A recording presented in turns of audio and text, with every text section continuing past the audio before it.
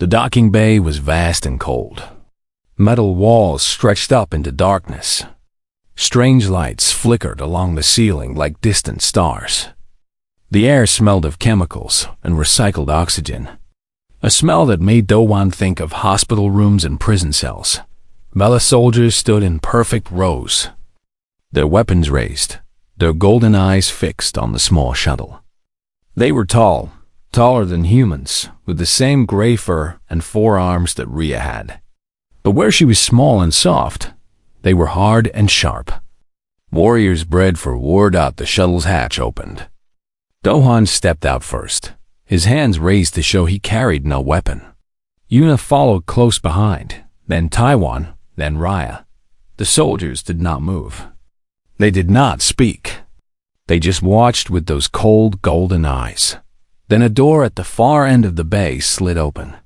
2 figures emerged. One was old, ancient even by Vel's standards, with fur that had faded from gray to white and eyes that held 1,000 years of war. This was High Marshal Soren, commander of the vessel, leader of fleets that had burned human worlds to ash. The other figure was younger, a female with dark gray fur and eyes that were red from weeping. She wore the robes of a diplomat, fine silk woven with threads of gold. She was beautiful in the way that all mothers are beautiful when they see their lost child return to them. Ambassador Kira, Raya's mother. For a moment, nobody moved. The silence was so complete that Do-hwan could hear his own heart beating. Then Raya broke free. She ran across the docking bay, her 4 arms reaching out, crying something in her native language that needed no translation. Kira fell to her knees and caught her daughter in her embrace. They held each other, weeping, speaking words too soft for anyone else to hear. Do-hwan watched them. He thought of his own daughter. He thought of the last time he had held her, the last time he had seen her face. The memory was sharp and painful, but somehow it did not hurt as much as it used to. High Marshal Soren approached the humans. Her movements were slow and deliberate, each step measured and precise. She stopped a few meters away and studied them with those ancient eyes. "You return our child," she said. Her voice was deep and rough, like stones grinding together. "This is unexpected." "She is not a bargaining chip," Do-hwan replied. "She is not a prisoner. She is a kid who got lost. We are bringing her home." Soren tilted her head slightly. "Your biometrics are on file in our military database. You are Do-hwan, colonial defender from the Vareth 3 engagement. You killed 17 of our soldiers." 19, Do-hwan corrected. "I counted." Something flickered in Soren's eyes. Not anger, not hatred, something more like curiosity. "You fought against us with great ferocity. You were responsible for significant losses among our forces. Our records describe you as a dangerous enemy. I was. I hope I am not anymore. And yet you saved one of our young. You healed her. You taught her. You brought her back to us." Soren paused. Why? The question hung in the air. Do-hwan thought about all the ways he could answer it. He could talk about guilt or redemption. He could talk about hope or forgiveness. He could explain the long nights he had spent staring at the ceiling, wondering if anything he had done in his life mattered. But in the end, he chose the simplest truth. "Because hate is heavy," he said, "and I am too old to keep carrying it." Soren was silent for a long moment. Behind her, Kira had risen to her feet. She held Raya close, her forearms wrapped protectively around the small body. But she was watching the humans now, listening to every word. "Heavy," Soren repeated. "Yes, that is a good word for it. We have been carrying this weight for 100 years, your people and mine. Generation after generation. Child after child. Each one taught to hate the other. Each one raised to believe that peace is impossible. Maybe it has been," Yuna said. "Until now." Soren turned to look at her. "You were also a soldier. A medic. You served in the border wars. Yes, you have seen what we are capable of. What we have done to your people. I have seen what both sides are capable of, Yuna replied. And I have also seen what happens when we choose something different. She gestured toward Raya, still held tight in her mother's arms. The child was smiling now, a small and uncertain smile, but real. She lived with us for months. She ate our food. She read our books. She learned our language. And we learned about her. We learned that she likes to watch the sunrise. We learned that she is afraid of thunder. We learned that she laughs when she's happy and cries when she's sad. Just like any child, anywhere in the universe. Yuna stepped forward. Her voice grew stronger. The Velith are not monsters.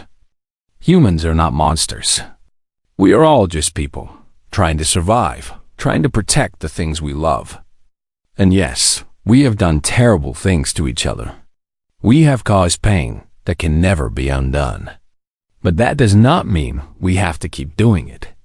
That does not mean we have to pass our hatred on to the next generation. Soren looked at her for a long time. Then she did something the humans did not expect. She performed a gesture, slow and deliberate, touching her forehead and then her chest with all four hands.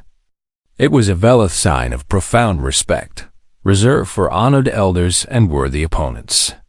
I have lived for many years, Soren said quietly. I have fought in more battles than I can remember. I have lost count of how many enemies I have killed and how many friends I have buried. And in all that time, I have never met a human who spoke to me the way you do. She turned to face Dohwan again. You ask why you saved our child. But I think the better question is, what does it cost to save an enemy? What does it take to look at someone who has hurt you and choose mercy instead of revenge? Dohwan thought about the question. He thought about his wife and his daughter. He thought about the burning colony and the endless years of grief. He thought about the small gray child who had fallen from the sky and asked him for death.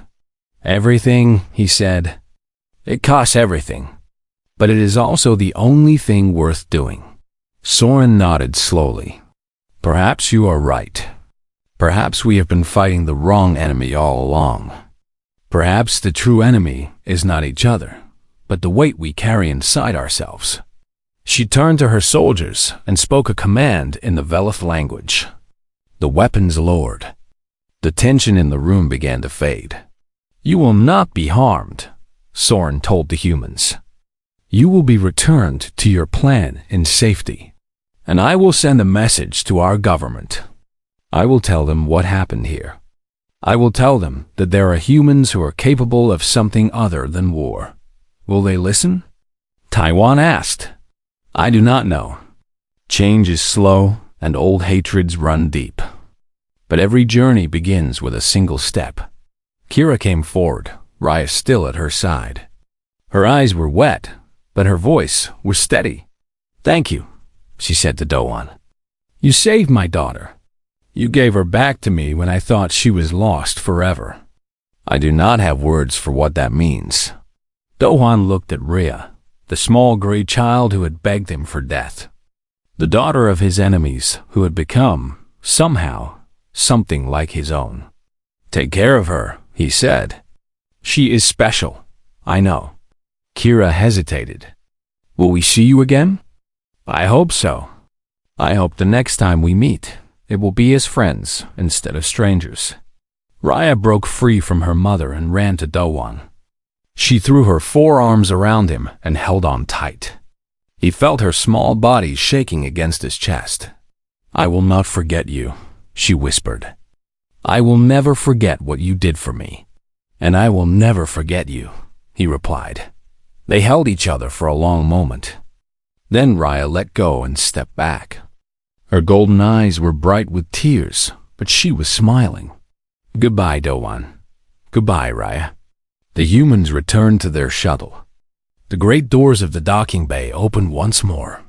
They flew back through the darkness, back toward the small blue planet where they had built their lives.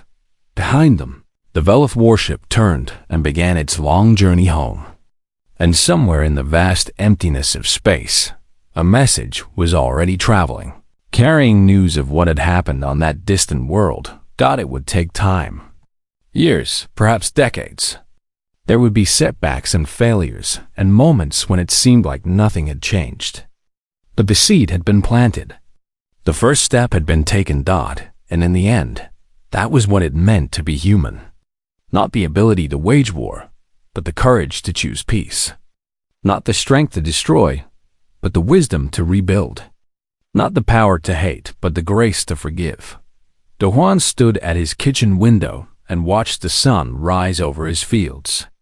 The twin moons were setting in the west, fading into the pale morning light.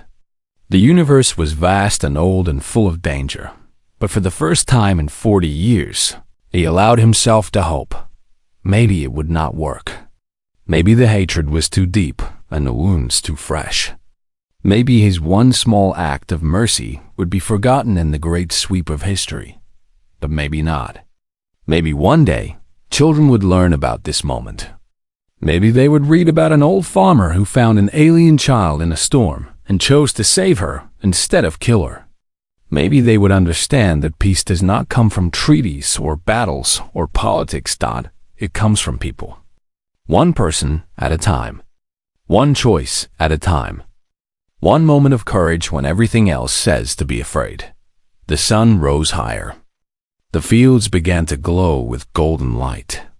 And somewhere far away, a small gray child with 4 arms and golden eyes was telling her mother about a planet called Verith and a human named Dohwan who had taught her how to hope. The story was just beginning. Weeks passed. Then months. Raya healed faster than anyone expected. Yuna said it was because of Velith biology. Their bodies were made to recover quickly, to adapt and survive in harsh conditions. Within a month, her broken arms had mended. Within 2 months, she was running through the grain fields like she had lived there all her life. Dohwan taught her to farm. He showed her how to plant seeds and pull weeds and read the sky for signs of coming weather. She learned quickly, her 4 hands moving faster than his 2 ever could. She asked questions about everything. Why did the plants need water? Why did the moons rise at different times? Why did the birds sing in the morning but not at night? He answered as best he could. Sometimes he did not know the answer. Sometimes he had to admit that he was just an old farmer, not a scientist or a teacher. But she did not seem to mind. She just smiled with that strange Velith mouth and went back to work. Yuna came by often. At first, she said it was to check on Raya's health. But as the weeks went by, she stayed longer. She brought books for the child to read. Human stories, human history, human poetry. Raya read them all with hungry eyes. Even Taiwan began to soften. He never came to the farmhouse, but he stopped demanding that Dohwan turn the child over to the authorities. Sometimes, when Dohwan went to the supply depot for seeds or tools, he found extra items in his bag. Things he had not paid for. Medicine, blankets, a warm coat sized for a Velith child. He never said thank you. Taiwan never acknowledged the gifts. But they both knew. The settlement was learning, slowly and painfully, how to live with the unexpected. Then the signal came. It happened on a clear morning in early spring.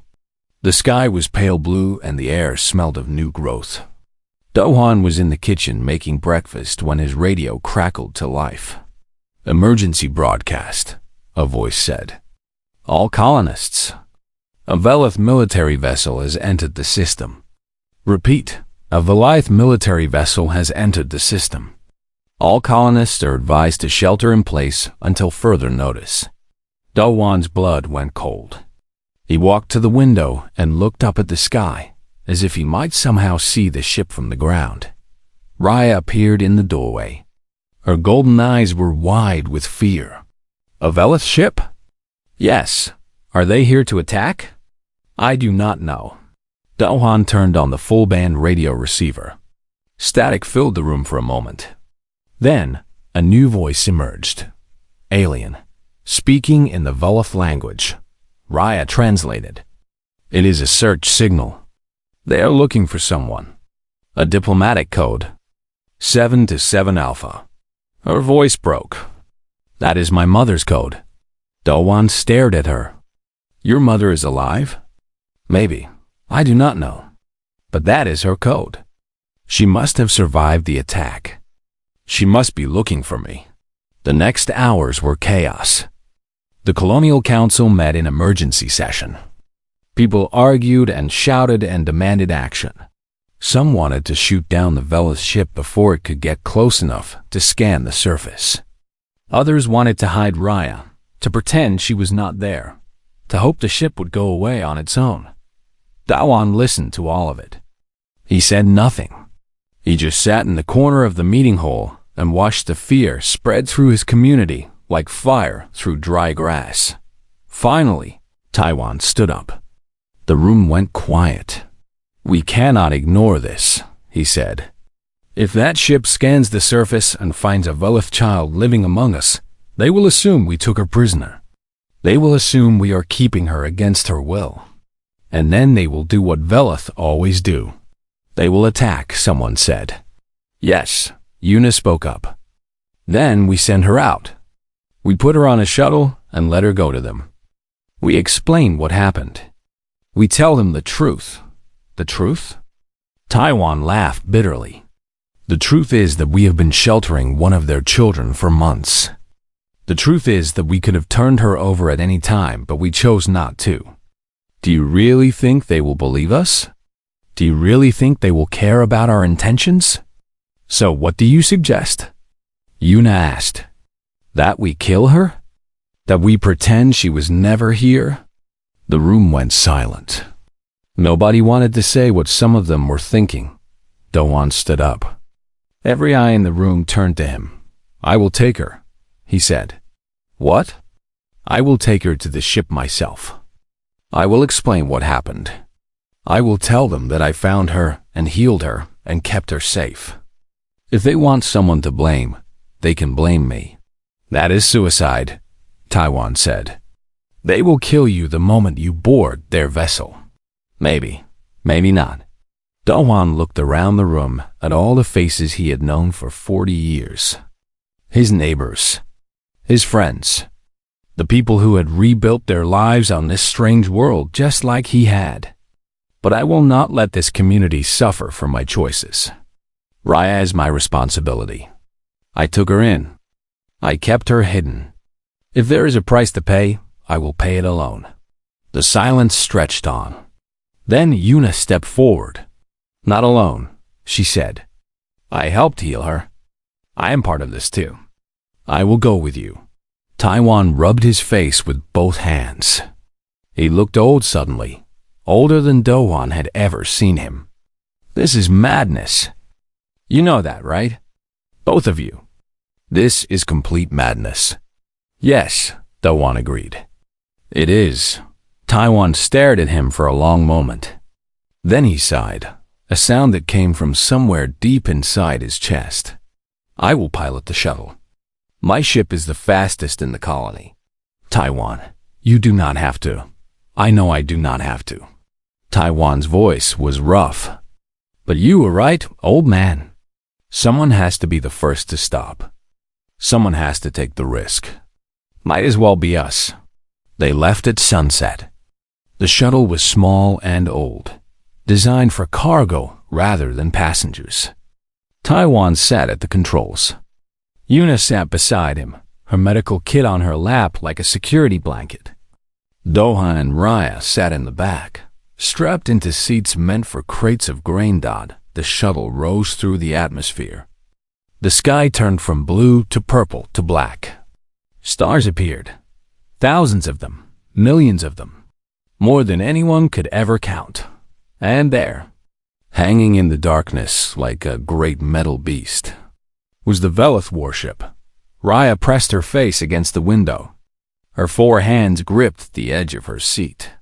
Her whole body was shaking. I am scared, she whispered. Do-hwan put his hand on her shoulder. So am I. What if they do not believe us? What if they think you hurt me? Then we will tell them the truth. And we will hope that the truth is enough. The shuttle moved closer to the warship. Taiwan hailed them on the open channel, requesting permission to approach. For a long moment, there was no response. Then a voice came through the speakers, cold, formal, speaking in accented universal standard. Unidentified human vessel. State your purpose. Do-hwan leaned toward the microphone. His voice did not shake. His hands did not tremble. He had faced death before. He could face it again. We are returning your child, he said. Her name is Raya. Her mother's diplomatic code is 77 Alpha. We found her after her ship was attacked by pirates. We healed her. We kept her safe. And now we are bringing her home. The silence that followed was the longest of Do-hwan's life. Then the cold voice returned, but something had changed in it. Something that might have been surprise. You are cleared to dock. May 7.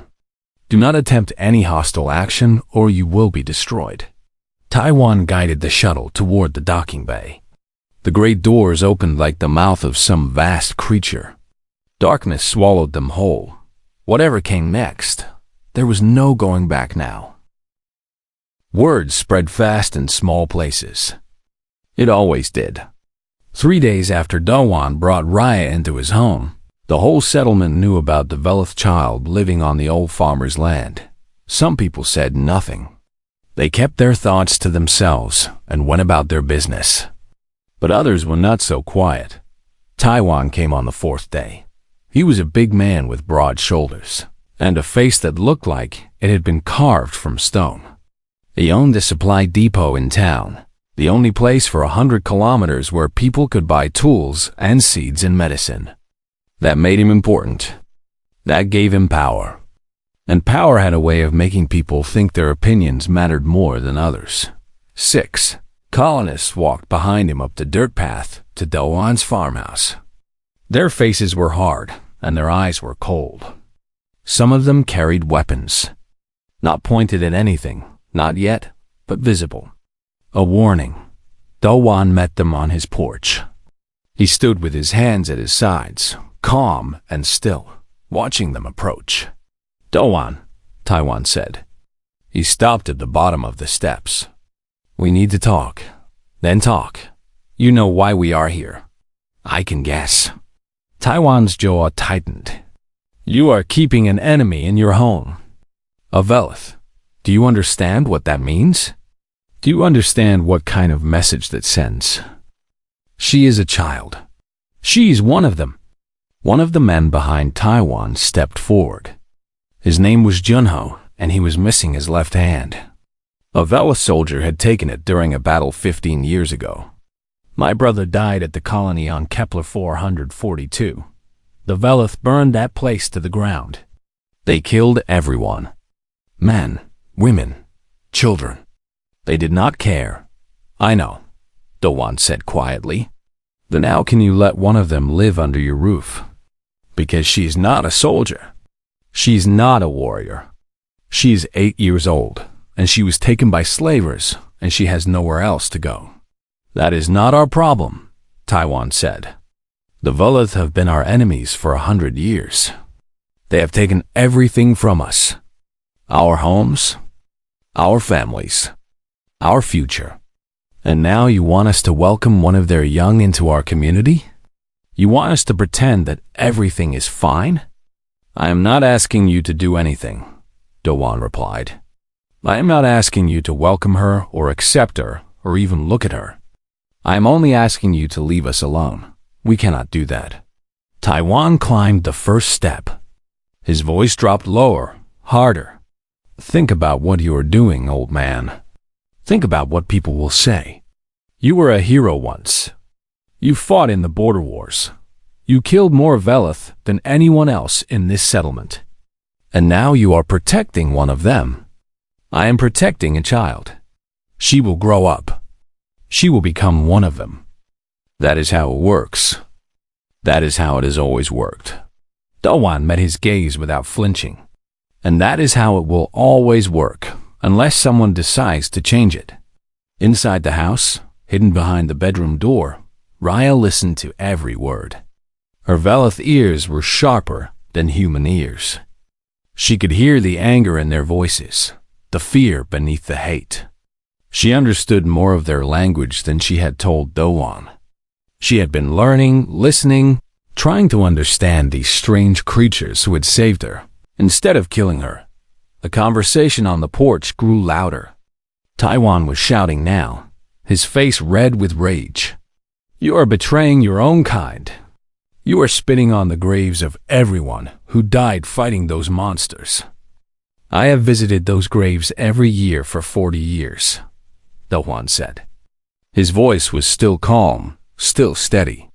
My wife is buried on the hill behind this house. My daughter is buried beside her. I know exactly what the Velith have taken from me. I know exactly what I have lost. Then why? Because I also remember what we did to them. The silence that followed was heavy and thick. Some of the colonists looked away. Others shifted their feet uncomfortably.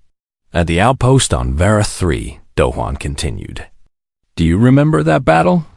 I do. I was there. We broke through their defenses and we found their nurseries. Rooms full of their young. Hundreds of them. Children just like the ones sleeping in my house right now. That was different, Taiwan said, but his voice had lost its edge. Was it? We killed them all. Every single one. We told ourselves it was necessary. We told ourselves they would grow up to be soldiers. We told ourselves we were protecting our own people. Do-hwan paused. But they were children. They were afraid. They cried when they died, just like human children cry. Nobody spoke. War makes us do terrible things, Do-hwan said. It makes us forget that the enemy is also made of flesh and blood. It makes us believe that killing is the only answer. But it is not. It cannot be. Because if all we do is kill, then there will be nothing left to save. Taiwan stood on the steps, his fists clenched at his sides. For a long moment, Do-hwan thought he might attack. The tension in the air was thick enough to cut with a knife. Then Junho stepped forward. The man who had lost his hand. The man whose brother had died at Kepler 442. She's really just a kid? He asked. How old? About 8 years. Maybe younger. Junho looked at the ground. His remaining hand opened and closed at his side. I had a nephew that age. Before the war. He used to follow me around the farm, asking questions about everything. He laughed, but there was no humor in it. He died too. Same attack that took my hand. I'm sorry, Do-hwan said. Yeah, everyone is sorry. Junho looked up. His eyes were wet.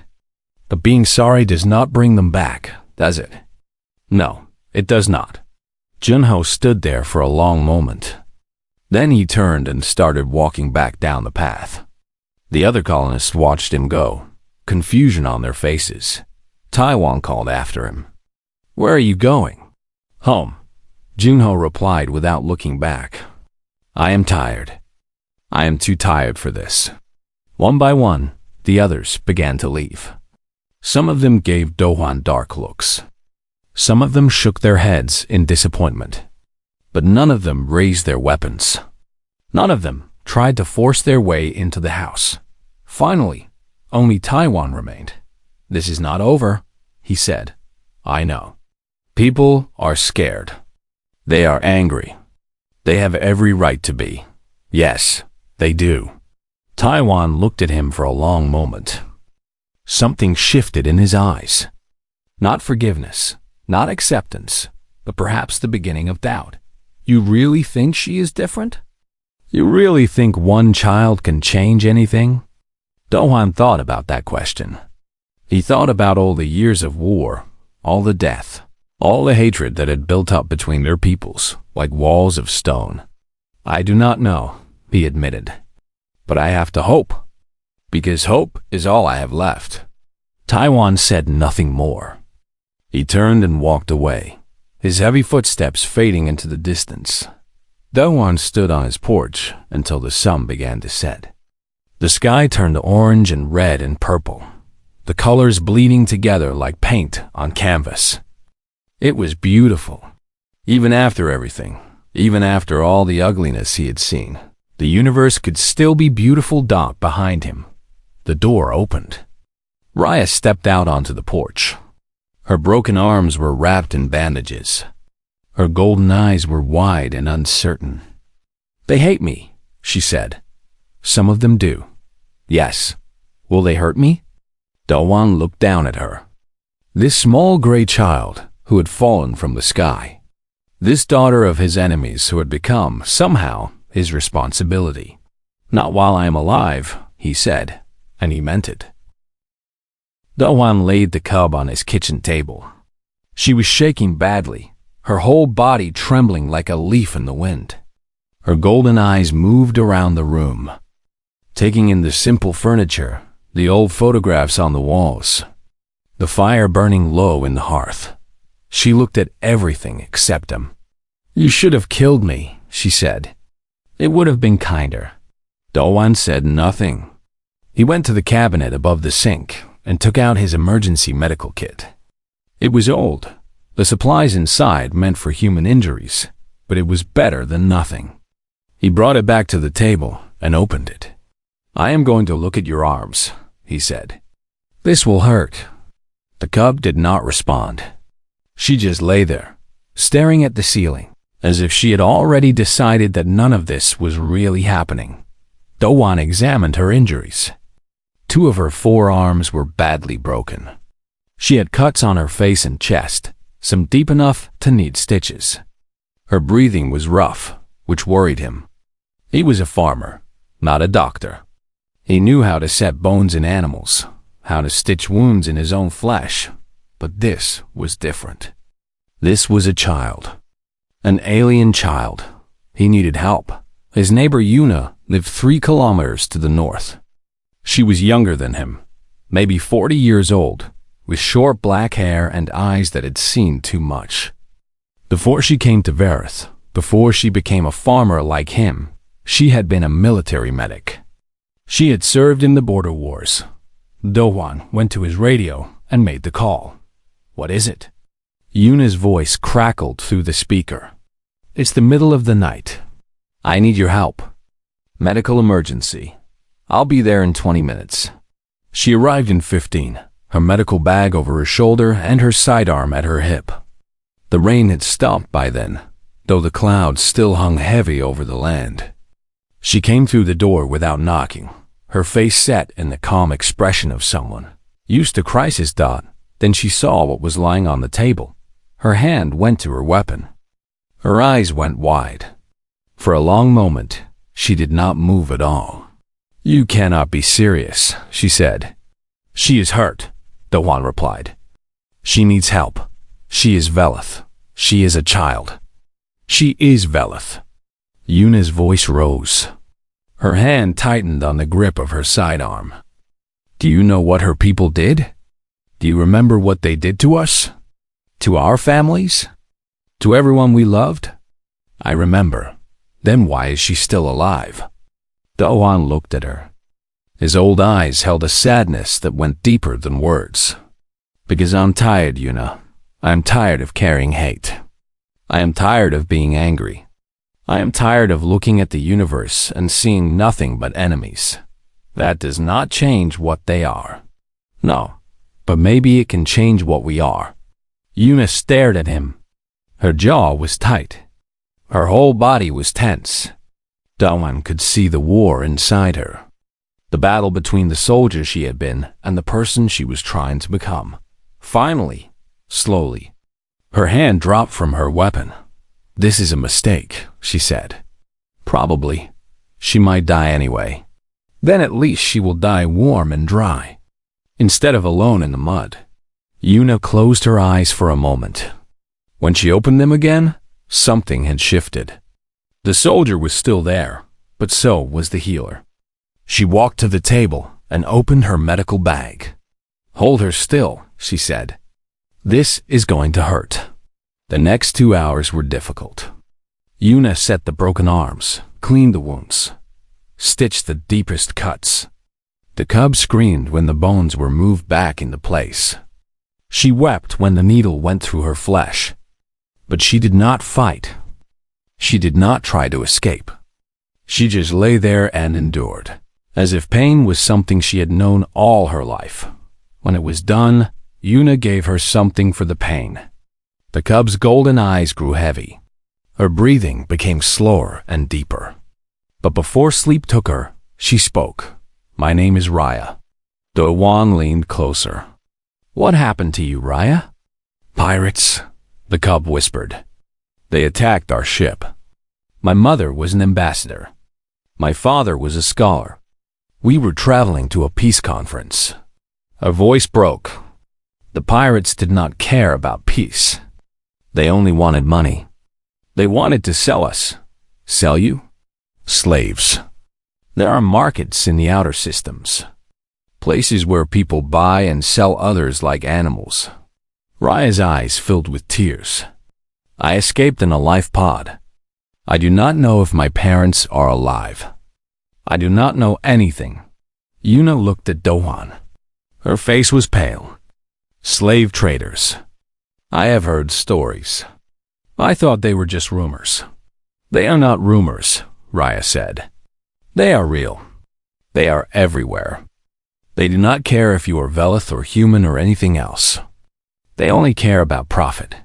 Will your people come looking for you?" Do-Wan asked. Raya shook her head slowly. "The Dominion does not negotiate for captives. We are taught from birth that if we are taken, we must accept our fate. To be captured is to be dead. My people will not come for me.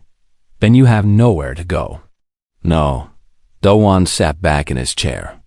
He looked at this small gray creature, this child of his oldest enemies, and he felt something he had not felt in a very long time. Pity, compassion, the simple human desire to protect something small and helpless. "You can stay here," he said, "until you are healed. Until we figure out what to do next." Raya looked at him with those golden eyes. Confusion and hope and fear all mixed together on her face. "Why would you do this? Your people and my people have been at war for generations. We have killed each other by the millions. Why would you help me?" Do-Wan did not answer right away. He stood up and walked to the window. Outside, the clouds were beginning to break apart. The first light of dawn was creeping across the sky. "I had a daughter once," he said quietly. "She was about your age when she died. The Velith killed her. For years, I hated your people for that. I dreamed of revenge. I wanted to make you all suffer the way I had suffered." He turned back to look at Raya. "But hate is heavy. It weighs you down. It makes every day harder than the last. I have been carrying it for 40 years, and I am tired." He paused. "Maybe helping you will not make things right. Maybe nothing can make things right. But I have to try. I have to believe that we can be better than our worst moments." Raya was crying now. Soft, quiet tears that ran down her gray fur and soaked into the blankets beneath her. "I do not understand humans," she said. Do-Wan almost smiled. "Sometimes we do not understand ourselves." He pulled a blanket over her small body. Her eyes were already closing, the medicine pulling her down into sleep. "Rest now," he said. "Tomorrow we will figure out what comes next." And as the sun rose over the fields of Vareth, the old farmer sat by the bedside of his enemy's child and kept watch through the long hours of the morning.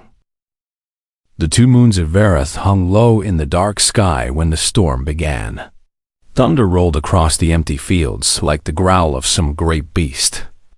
Lightning cut through the clouds and lit up the land in bright flashes of white and purple. Do-Wan stood at his kitchen window and watched the storm grow stronger. He was an old man now, his hair more gray than black, his face lined with the marks of 60 hard years. 40 of those years he had spent on this planet, working this farm, trying to forget the things he had seen and done during the war. The war with the Veloth. He did not like to think about those days. The memories were sharp like broken glass. His wife, his daughter, the colony on the hill that had burned for 3 days straight. The screams that still visited him in his dreams. He turned away from the window and poured himself a cup of tea. The wind howled outside. Rain beat against the walls of his small farmhouse. It was a night for staying inside, for sitting by the fire and pretending the universe was smaller than it really was.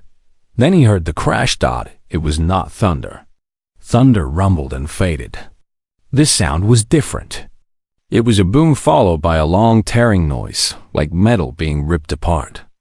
It came from somewhere beyond his grain fields, past the old stone wall that marked the edge of his property. Do-hwan set down his tea. He stood very still for a moment, listening. The storm continued, but beneath the sound of rain and wind, he could hear something else. A hissing, a crackling, the sound of something burning. He pulled on his old coat and grabbed his rifle from its place by the door. Not because he was afraid. Fear had left him long ago, along with so many other things. He took the rifle because he was careful. 40 years on the frontier had taught him that the unexpected could kill you faster than any enemy. The rain soaked through his coat before he had walked 20 steps. The ground was soft and muddy beneath his boots. Lightning flashed again and again, showing him the way. He walked past the grain fields, past the tool shed, past the old well that had gone dry 3 summers ago. When he reached the stone wall, he stopped.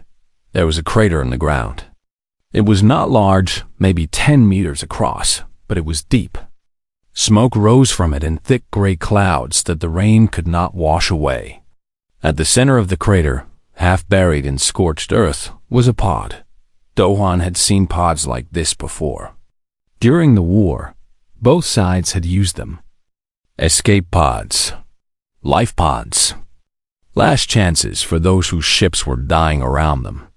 This one was alien in design, black and smooth, with strange markings along its side that glowed faint blue even now. Veloth markings. His hands tightened on his rifle. His heart, which he had thought too old and too tired to race, began to beat faster. He stood at the edge of the crater and stared down at the pod. The hatch was open. Whoever had been inside was no longer there. He almost turned back, almost decided that this was not his problem, that he should return to his farmhouse and call the colonial authorities and let them deal with whatever had fallen from the sky. Then he saw the blanket dot. It was lying in the mud a few meters from the pod. A thermal blanket, the kind that kept people alive in the cold of space. It was moving. Do-hwan climbed down into the crater. His boots slipped on the wet earth.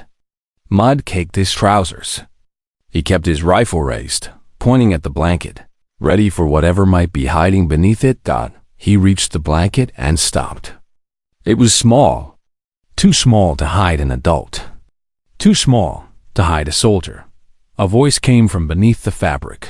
Young, broken, speaking in accented universal standard, the common language of 100 worlds. Human. Do-hwan did not move. Human, please, just end me. I am already dead. The voice was that of a child. Do-hwan knelt in the mud. The rain ran down his face like tears. His hands, scarred and weathered from decades of hard work, reached for the edge of the blanket. He took hold of it. He pulled it back, and he staggered backward, nearly falling, his heart seizing in his chest. The cub was small. She could not have been more than the equal of 8 human years. Her fur was gray, darker in some places and lighter in others, matted with blood and mud. She had 4 arms, 2 of which hung at wrong angles, clearly broken. Her face was almost human in some ways, with 2 eyes and a small mouth. But the proportions were different, the features sharper. And her eyes. Her eyes were gold. Bright gold, even in the darkness of the storm. Even clouded with pain and fear and something worse than either. Resignation. Acceptance. The look of someone who had given up. She was Velith. Doan stood in the rain and looked down at her. His mind filled with memories. His wife screaming as the plasma fire consumed their home. His daughter's small hand slipping from his grip as the ground gave way beneath them. The faces of Velith soldiers, cold and merciless, as they burned everything he loved to ash. The Velith had taken everything from him. They had turned his life into a long march of grief and rage. He had spent years hating them, years dreaming of revenge, years telling himself that they were monsters who deserved no mercy. And now one of their children lay at his feet, begging him for death. The cub watched him with those golden eyes. She did not cry. She did not plead. She simply waited for him to do what she expected all humans would do. Why? Doan heard himself ask. His voice was rough from years of silence. Why should I end you? Because I am Velith, the cub whispered. And you are human. This is how it has always been. Doan looked at her for a long moment. The rain continued to fall. The thunder continued to roll. The universe continued to turn, indifferent to the small dramas of those who lived within it. Then he did something that surprised even himself. He set down his rifle. He bent down and lifted the cub from the mud, careful not to hurt her broken arms. She weighed almost nothing. She was so small, so fragile, so much like the daughter he had lost all those years ago. What are you doing? The cub asked. Her voice was weak, confused. Doan began to walk back toward his farmhouse. The rain beat against his face. The wind tried to push him back, but he kept walking, one step at a time, carrying the enemy's child in his arms. Something stupid, he said, and he did not look back.